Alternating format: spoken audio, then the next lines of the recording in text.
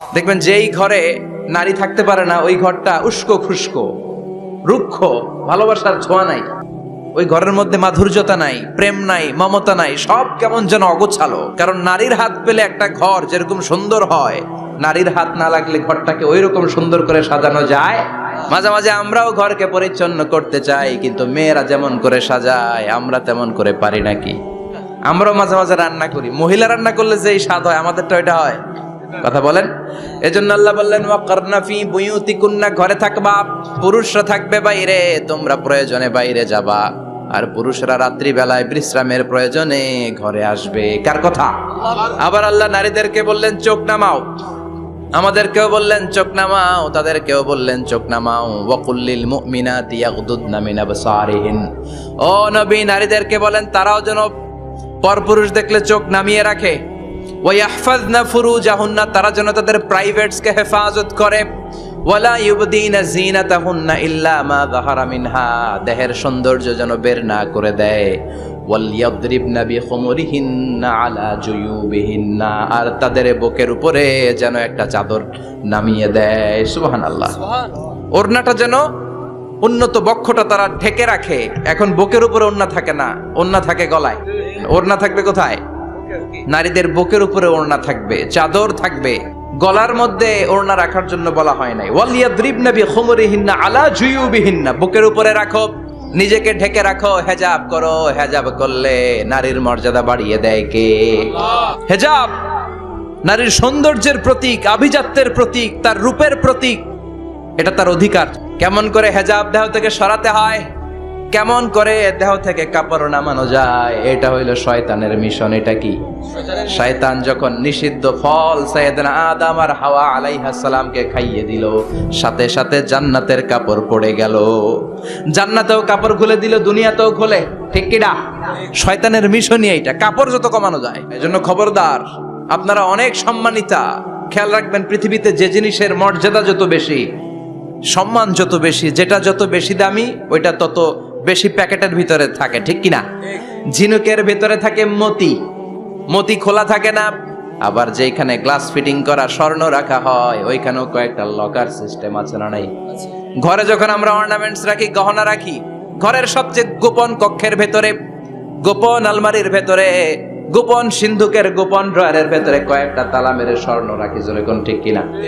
হেজাব যারা করে তারা বিপদে পড়ে না, কারণ হেজাব করলে এক একটা নারীকে জান্নাতের হুর পরীর মতো লাগে। ঠিক কিনা? সম্মানে মাথাটা নিচু হয়ে আসে, তাকাতে গেলেও ভয় লাগে। আল্লাহু আকবার, কি সম্মান আল্লাহ দিলেন! এজন্য আমার মায়েরা, বোনেরা, আপনাদের সম্মান রব্বুল আলামিন হেজাবের ভেতরে রেখেছে। হেজাব হচ্ছে আপনার সিকিউরিটি। হেজাব কি? এটা আল্লাহর দেয়া আপনার জন্য সিকিউরিটি। আপনি আপনার সিকিউরিটিকে নষ্ট করতে পারবেন? এজন্য ইসলাম বলে খবরদার, নারী যদি কোনো দূরের জায়গায় সফর করে, দূরের রাস্তায় সফর করে, নারী যেই তো সম্মানিত, একা একা কোনো নারী যেতে পারবে না। সিকিউরিটির দরকার আছে না নাই? বডিগার্ডের দরকার আছে না নাই? কেউ যখন বাংলার জমিন থেকে মক্কায় উমরা করতে যায়, মাহরাম পুরুষ না থাকলে তারে ভিসা দেয়, কারণ সম্মানিতা, বডিগার্ড লাগবে। মাহরাম পুরুষ না থাকলে উমরার ভিসা হয় না, হজের ভিসা হয় না, কারণ লম্বা সফর, আর যে সফর করবে সে সম্মানিতা। সম্মানিতা নারীর জন্য সিকিউরিটির দরকার আছে না নাই? বডিগার্ড লাগবে কি লাগবে না? কি সম্মান ইসলাম আমাদেরকে দিল বুঝলামই না আমরা। আপনাদেরকে প্রোটেক্ট করার জন্য, আপনাদের সিকিউরিটি এনশিওর করার জন্য আল্লাহ তাআলা হেজাবের বিধান দিয়েছে। চিল্লায় পড়েন সুবহানাল্লাহ। এজন্য ইসলাম বলে খবরদার, হেজাব ছাড়া বের হওয়া যাবে না, নিকাব ছাড়া বের হওয়া যাবে না। বিশ্বনবী বললেন, মা তারাকতু মিন বাদি আদাররা আলার রিজালি মিনান নিসা, আমি চলে যাব কিন্তু আমার পরে আমার পুরুষ উম্মতদের জন্য নারীর চাইতে বড় কোনো ফিতনা আমি রেখে যাই না। আর বনি ইসরাইলের জামানায় সবচেয়ে বড় ফিতনা হয়েছিল নারীর ফিতনা, নারী কেলেঙ্কারি। এই জন্য নারীরা, বোনেরা, আপনাদেরকে সাবধান থাকতে হবে। নারীর ফিতনা বড় ফিতনা। নারী ভালো হলে সবচেয়ে ভালো, নারী খারাপ হলে নারীর চেয়ে খারাপ কেউ হতে পারে না। এজন্য নারীদের জন্য আল্লাহ কিছু মডেল দিলেন। নারীদের জন্য আল্লাহ কিছু আদর্শ পাঠালেন, নারীদের জন্য আল্লাহ শিক্ষণীয় মহীয়সী কিছু নারীর জীবনী দিলেন, বললেন এই জীবনীগুলো পড়ো, তোমাদের জীবনটারে উজালা করে দিবে কে? আল্লাহ বললেন দরাবাল্লাহু মাসালাল লিল্লাযিনা আমানু ইমরাতা ফিরআউন। গোটা বিশ্বের সব নারীদের জন্য রব্বুল আলামিন কুখ্যাত সন্ত্রাসী ফেরাউনের বউকে মডেল বানিয়ে দিয়েছে। কাফেরের বউ মুমিন নারীদের মডেল, আবার নবীর বউ কাফের নারীদের মডেল, আছে না নাই? নূহ আলাইহিস সালাম আল্লাহর সব চাইতে প্রিয় নবী, প্রিয়দের একজন, কিন্তু তার বউ কাফেরদের মডেল। 6 জন নারীর জীবনীর কথা আমি রেকমেন্ড করি, সাজেস্ট করি যে 6 জন নারীর জীবনী মুখস্থ, ঠোঁটস্থ, অন্তস্থ থাকতে হবে প্রতিটা নারীর জন্য। আশা করি মায়েরা বোনেরা শুনছেন। 1 নম্বরে হচ্ছে হাজার, উম্মে ইসমাইল, সাইয়েদনা ইব্রাহিমের বউ, সাইয়েদনা ইসমাইল আলাইহিস সালামের আম্মা, নাম হলো হাজার। আমরা বলি বিবি হাজেরা, আসলে নামটা হচ্ছে হাজার। এই হাজার হচ্ছে আপনাদের 1 নম্বর মডেল। 2 নম্বর কুখ্যাত সন্ত্রাসী ফেরাউনের বউ আসিয়া আপনাদের 2 নম্বর মডেল। 3 নম্বরে ঈসা আলাইহিস সালামের আম্মা মারিয়াম আলাইহিস সালাম আপনাদের মডেল। বিশ্বনবীর প্রথম বউ খাদিজা আপনাদের মডেল। বিশ্বনবীর একমাত্র কুমারী বউ মা আয়েশা আপনাদের মডেল। আর বিশ্বনবীর কলিজার টুকরা সাইয়্যিদাতুনা ফাতিমা আপনাদের জন্য মডেল। সুবহানাল্লাহ পড়ে। বিশ্বনবী বলেছেন কামুলা মিনার রিজালে কাসির, পুরুষদের মধ্যে কামেল পুরুষের অভাব নাই।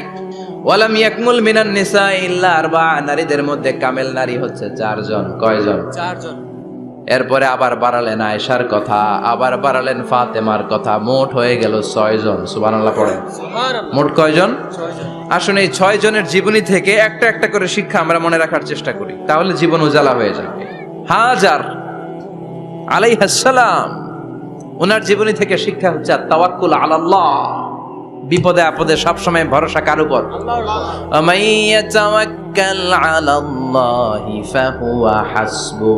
যে ব্যক্তি আল্লাহর উপর ভালো করে তাওয়াক্কুল করে, একমাত্র আল্লাহই তার জন্য যথেষ্ট হয়ে যায়। হাজার আলাইহিস সালাম, ওনার জীবনী থেকে শিক্ষা হচ্ছে আল্লাহর উপর তাওয়াক্কুল।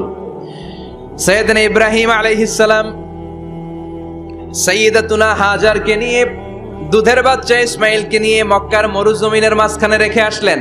মানুষ নাই, প্রাণী নাই, খাওয়ার পানি নাই, কেউ নাই, একটা মাত্র পানির মশক। একটা মশকের ভেতরে সামান্য কিছু পানি। দুধের বাচ্চা ইসমাইলকে নিয়ে সাইয়্যিদাতুনা হাজার দাঁড়িয়ে রইলেন।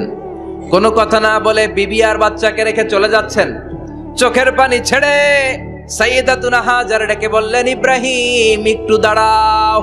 কথা নাই, বার্তা নাই, কিছুই বললা না।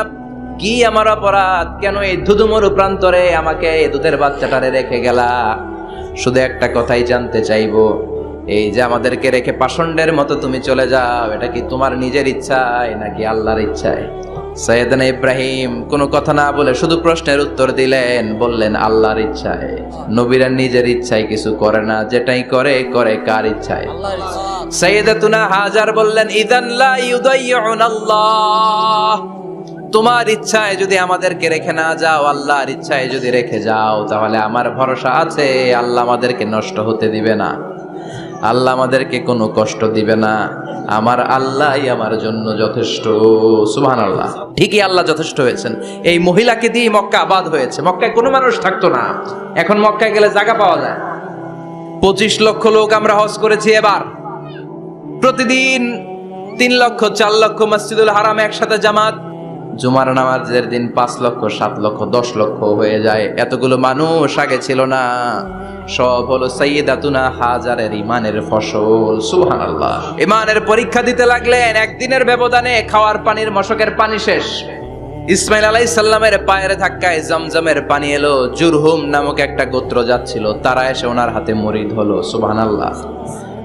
তারা এসে বলল আমাদেরকে শুধু জমজমের পানি খেতে দেন, আপনি যা বলবেন সব আমরা মেনে নিলাম। শুরু হলো মক্কার আবাদ।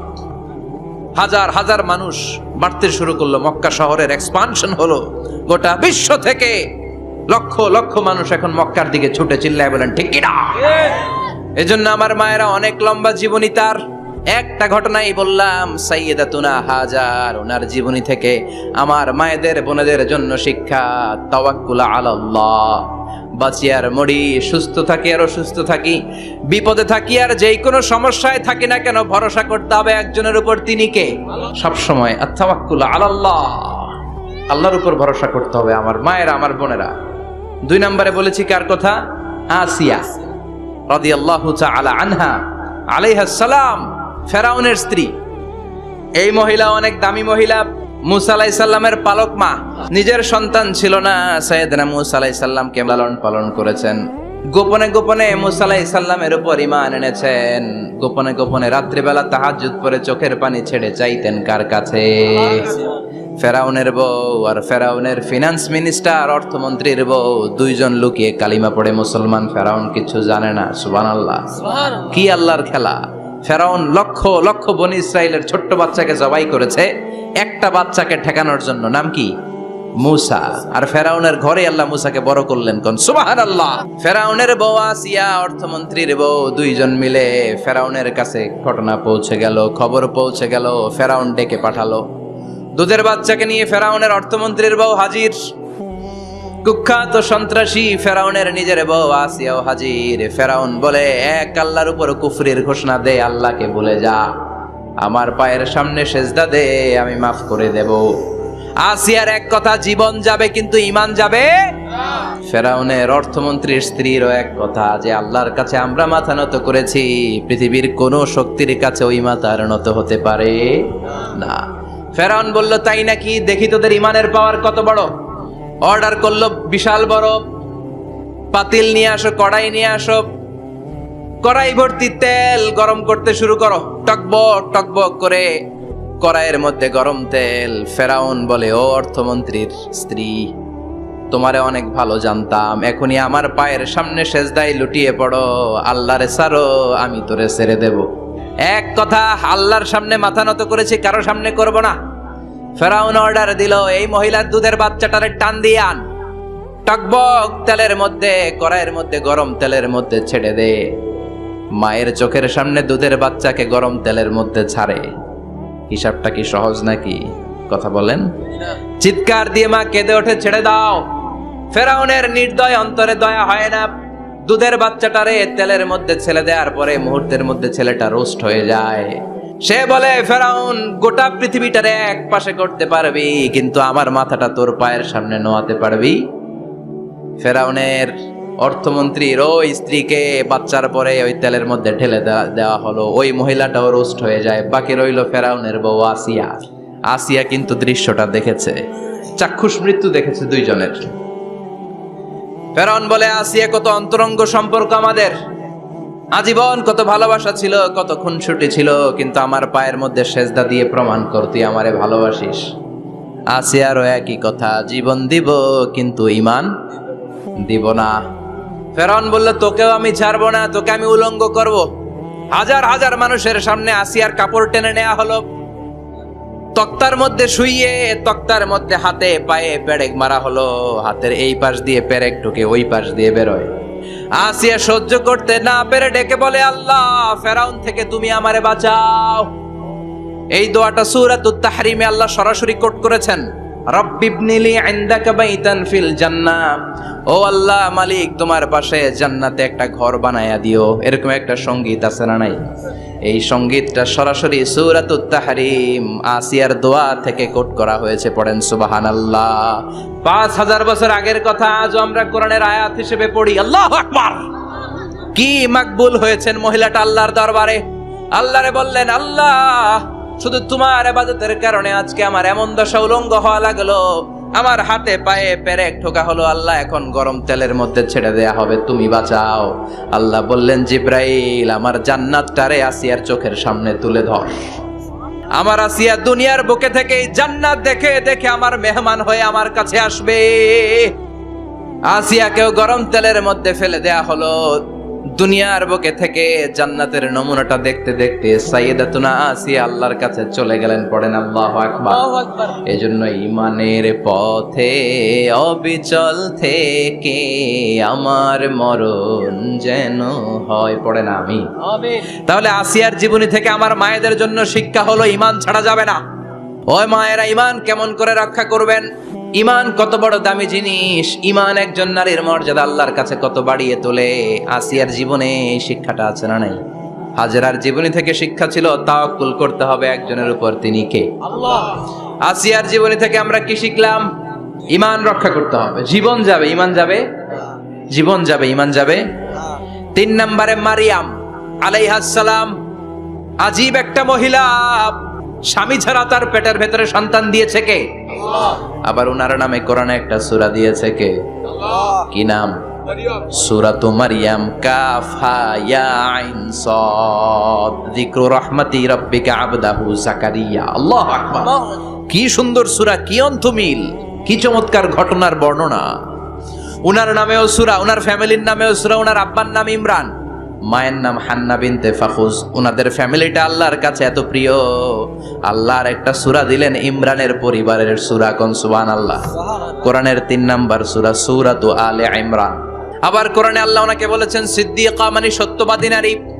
আবার আল্লাহ বলেছেন ওয়ালাইসা যাকারু কাল উনসা, এটা এমন মেয়ে কোন পুরুষ এই মেয়ের মতো হতে পারে? ওনার মা হান্না বললেন, আল্লাহ আমার পেটে ছেলে না মেয়ে আমি জানি না। যখন মারিয়াম পেটে, আল্লাহ ছেলে হোক মেয়ে হোক বাইতুল মুকাদ্দাসের খাদেম হিসেবে তুমি কবুল করে নাও। আমার পেটে যা আছে তোমার জন্য মানত করে দিলাম। কিন্তু ভূমিষ্ঠ করার পরে দেখে মাইয়া, ভাবছিল ছেলে, ছেলে হইলে খাদেম হবে, এখন মেয়ে। আল্লাহ বলে চিন্তা করো না, সাধারণ মেয়ে না, ওয়ালাইসা যাকারু কাল উনসা, এটা এমন মেয়ে কোন ছেলেরাও এই মেয়ের মতো হতে পারে। এই মেয়েকে দিয়ে দেওয়া হলো বাইতুল মাকদাস, one of the major 3 mosques in Islam, ইসলামের সর্বশ্রেষ্ঠ 3টা মসজিদের একটা। এই বাইতুল মুকাদ্দাসের খাদেমা ছিল উনি। মসজিদ ক্লিন করতো আর ইবাদত করতো, ইবাদতে মশগুল হয়ে থাকতো, পাগল পাড়া হয়ে থাকতো, চক্ষু বন্ধ করে আল্লাহর কথা স্মরণ করত। মর্যাদা আল্লাহ তো বাড়িয়ে দিলেন, আনসিজনাল যত জান্নাতি ফল সব সামনে এসে হাজির হয়ে যেত। ওনার খালু জাকারিয়া এসে বলতেন আন্না লাকে হাদা, ও মারিয়াম এই ফল তো এই সিজনে ফিলিস্তিনে নাই, পাইলা কই? তিনি বলতেন হুয়া মিন ইনদিল্লাহ, রব্বুল আলামিন জান্নাত থেকে ফলের ব্যবস্থা করেছে। কোরআন সাক্ষী, আন্না লাকে হাদা, কোত্থেকে এই ফ্রুট পাইলা? আনসিজনাল, এটা তো এখানে নাই। উনি বললেন হুয়া মিন ইনদিল্লাহ, ইন্নাল্লাহা ইয়ারযুকু মান ইয়াশাউ বিগাইরি হিসাব, আল্লাহ এরকম যারে চায় বিগাইরি হিসাব রিজিক দিয়ে থাকে। সুবহানাল্লাহ বলেন। তার মানে মারিয়ামের জীবনী থেকে আমাদের শিক্ষা, আমার মায়েরা বোনেরা ইবাদতে মশগুল থাকতে হবে। কিন্তু দুর্ভাগ্যজনক হলেও সত্যি, আমার বোনেরা জি বাংলা নিয়ে মশগুল থাকে। খবরদার, জি বাংলা, স্টার জলসা, হিন্দি মুভি নিয়ে মশগুল থাকা যাবে না আমার বোনেরা। আপনিই পারেন আপনার ফ্যামিলিটারে জান্নাতে ফ্যামিলি বানাতে, আপনিই পারেন পরিবারটারে শান্তিময় করতে। নারী ভালো তো পরিবার ভালো। এজন্য মারিয়াম আলাইহাস সালামের জীবনী থেকে আমার বোনদের জন্য শিক্ষা, ঘরের সব কাজ শেষে অবসর যেই সময়টা পাবো ইবাদতে মশগুল হয়ে যাব, ঠিক কিনা? ইবাদতে মশগুল থাকার দরকার আছে না নাই? তাহলে মারিয়ামের মতো আপনাদের মর্যাদাও বাড়িয়ে দিবে কে? এরপরে বিশ্বনবীর প্রথম বউ খাদিজা, প্রথম নারী যিনি কালিমা পড়ে ইসলাম ধর্ম গ্রহণ করেছেন, আমাদের আম্মা জান। বিশ্বনবীর প্রথম বউ, 25 বছর বিশ্বনবীর সাথে সংসার করেছেন, 3 বছর বিশ্বনবীর সাথে জেল খেটেছেন, শিয়াবে আবি তালেবে। কেমন বউ? জামাইও জেলখানায়, বউ জেলখানায়। বিশ্বনবীর সবগুলো বাচ্চা সন্তান ছেলে মেয়ে এই মহিলার গর্ভ থেকে এসেছে, একজন ছাড়া, ইব্রাহিম। ইব্রাহিম বিশ্বনবীর আরেক বউ মারিয়ার গর্ভে এসেছে, বাকি সব খাদিজার গর্ভে। যে আমরা ফাতেমা, বিশ্বনবীর কন্যার নাম কি? ফাতেমার মায়ের নাম কি? খাদিজা। সুবহানাল্লাহ। ফাতেমা, রুকাইয়া, উম্মে কুলসুম, জায়নাব, এই 4 জনের মাই খাদিজা। আবার আব্দুল্লাহ, কাসেম, এদের মায়ের নামও খাদিজা। বিশ্বনবীর সব সন্তান এসেছে খাদিজার পেট থেকে। বরকত বেশি না কম? বিশ্বনবী ভয় পেলে খাদিজার কাছে গেলে ভয় কেটে যেত, সাহস যোগাতেন, শেল্টার দিতেন, ছাতার মতো মাথার উপরে দাঁড়িয়ে থাকতেন। আল্লাহু আকবার। বিশ্বনবী বলতেন রুজিক তো হুব্বাহা, খাদিজার ভালোবাসা আমার অন্তরে আল্লাহ রিজিক হিসেবে দিয়েছে। আবার বিশ্বনবী বলতেন আল্লাহ যেই কিয়ামতের দিন বন্ধু বন্ধুরে চিনবে না, ভাই ভাইরে চিনবে না, কেউ কাউরে চিনবে না, ওই কঠিন দিনে আমি আমার খাদিজারে যেন ভুলে না যাই, আমার খাদিজারে যেন দেখা মাত্রই চিনতে পারি এটা আমার খাদিজা। কি মহিলা ছিল! বিশ্বনবীকে সবসময় আগলে রেখেছে, শেল্টার দিয়েছে। পতিভক্ত ছিল। খাবার নিয়ে বিশ্বনবীর জন্য এদিক সেদিক যেতেন, বিশ্বনবী না আসলে খেতেন না। বিশ্বনবীকে কলিজার চাইতো বেশি ভালোবাসতো, পতি যা বলবে তাই শুনতো। ও মায়েরা, খাদিজাতুল কুবরার জীবনী থেকে আপনাদের জন্য শিক্ষা হলো পতিভক্তি। কি ভক্তি? এখন পতিভক্তি নাই, আমরা করি নারী ভক্তি। মায়েরা, বোনেরা, আপনার স্বামী যদি আপনার উপর নাখোশ থাকে, আপনার ইবাদত আপনাকে বাঁচাতে পারবে না। বিশ্বনবী ফাতেমাকে বললেন, ফাতেমা তুমি বিশ্বনবীর মেয়ে হতে পারো, কিন্তু আলী যদি তোমার উপর নাখোশ থাকে তোমার সব শেষ, সব শেষ। আবার বিশ্বনবী বললেন, আমি যদি এক আল্লাহ ছাড়া কারো সামনে মাথাটা নত করার বিধান দিতাম, এক আল্লাহ ছাড়া যদি কাউকে সেজদা করতে আমি বলতাম, আমি দুনিয়ার সব নারীদের বলতাম স্বামীর পায়ে সেজদা দিয়ে পড়ে থাকো। কি সম্মান আল্লাহ দিলেন স্বামীকে। আপনার জান্নাত আপনার স্বামীর ভেতরেই। স্বামীকে সন্তুষ্ট করেন, স্বামীর আনুগত্য করেন, দেখবেন ফ্যামিলিটা সুন্দর হবে। আর স্বামীরা স্ত্রীদেরকে ভালোবাসেন। এরপরে বিশ্বনবীর একমাত্র কুমারী বউ নাম কি? আয়েশা। বিশ্বনবী বললেন, উরিতুকি ফিল মানামি সালাসা লায়াল। আয়েশা, বিয়ের আগে তোরে কিন্তু আমি 3 বার স্বপ্নে দেখছিলাম। বড্ড খুশি হয়ে গেলেন আয়েশা। এরপরে বললেন, 3 বার স্বপ্ন দেখার পরে তোমার ব্যাপারে মনের মধ্যে কেমন কেমন যেন ভালো লাগে। তারপরে একটা ছোট্ট কাগজের মধ্যে, জান্নাতি কাগজ, রেশমি কাপড়ের মধ্যে তোমার চেহারাটা এনে জিব্রাইল বললেন, দেখেন নবী কেমন লাগে। আমি কইলাম, ভালো লাগে। কার মেয়ে? আপনার বন্ধু আবু বকরের মেয়ে, বিয়ে করবেন নাকি? বিশ্বনবী বললেন, ও জিব্রাইল, তুমি যদি ঘটক হও, আল্লাহ যদি হয় কাজী, আমি মোহাম্মদ বিয়েতে রাজি। সুবহানাল্লাহ পড়েন। বিয়ে হয়ে গেল, কিন্তু ঘরে দামি ফার্নিচার নাই, টাকা পয়সাও তেমন নাই, কিন্তু আছে খালি সুখ। আছে কি? যেটা টাকা দিয়ে কিনা যায়। টাকা দিয়ে বাড়ি কিনা যায়, গাড়ি কিনা যায়, সুখ কিনা যায় নাকি? টাকা দিয়ে বিছানা কিনা যায়, বালিশ কিনা যায়, ঘুম কিনা যায় নাকি? কথা বলেন। এজন্য সুখ দেয়ার মালিক কে? মা আয়েশা একমাত্র কুমারী বউ। আদর করে তিনি ডাকতেন হুমায়রা, আবার মাঝে মাঝে ডাকতেন ইয়া আইশু। আয়েশা না, আয়েশু, সংক্ষেপ। এত ভালোবাসতেন মা আয়েশাকে। মা আয়েশা গ্লাসের যেই জায়গা দিয়ে পানি খেতেন, বিশ্বনবী ওই জায়গায় মুখ লাগিয়ে পানি খেত। মা আয়েশা গোশতকে হাড্ডি ফেলে দিলে বিশ্বনবী ওই হাড্ডিটা নিয়ে চষতে শুরু করে দিত। এক বালতি থেকে পানি নিয়ে 2 জনে গোসল করত। আবার বিশ্বনবী মাঝে মাঝে বায়না ধরতো, মাঝে মাঝে রাগও করত। সুবহানাল্লাহ কোন? স্বামী স্ত্রীর মধ্যে একটু রাগ আছে না নাই? রাগ থাকলে ওইটারে আবার ভালোবাসায় পরিণত করে দেয় কে? রাগ না থাকলে ভালোবাসা তো ভালোবাসাই না। রাগ থাকতেই হবে, তাইলে ভালোবাসার মর্ম বোঝা যায়। চিল্লায় বলেন ঠিক কিনা? মাঝে মাঝে মা আয়েশা রাগ করতেন। বিশ্বনবী বলেন, আয়েশা কখন তুমি রাগ করো, কখন তুমি আমারে ভালোবাসো আমি বুঝি। সুবহানাল্লাহ পড়েন। মা আয়েশা বললেন, কেমনে বোঝেন? বিশ্বনবী বললেন, যখন তুমি রাগ করো তখন নামাজের পরে দোয়ার মধ্যে বলো, ও ইব্রাহিম আলাইহিস সালামের আল্লাহ, আপনি আমার উপর দয়া করেন। তার মানে তুমি রাগ করে আছো, আমার নাম নাও নাই। আর যখন আমার উপর খুশি থাকো, নামাজের পরে দোয়াতে বলো, মুহাম্মদ সাল্লাল্লাহু আলাইহি ওয়াসাল্লামের আল্লাহ, আপনি আমাদের উপর রহমত করেন। তার মানে খুশির সময় তুমি আমার নাম নাও, রেগে গেলে অন্য নবী দেয়া দোয়া সাইরা দাও, রেগে গেলে আমার নামটা নাও না। মা আয়েশা বলে, নবী গো, আমি তো শুধু নামটাই মুখ দিয়ে নেই না, কিন্তু কলিজা থেকে তো আপনারে বাদ দিতে পারি না। আল্লাহু আকবার! কি ভালোবাসা! মা আয়েশা বলতেন, আমি যখন বিশ্বনবীর সাথে শীতের রাতে এক ল্যাপের নিচে ঘুমাতাম, তখনও জিব্রাইল ওহী নাজিল করত। কোন স্ত্রীর সাথে অন্তরঙ্গ বসবাসের সময় কোরআনের ওহী নাজিল হতো না।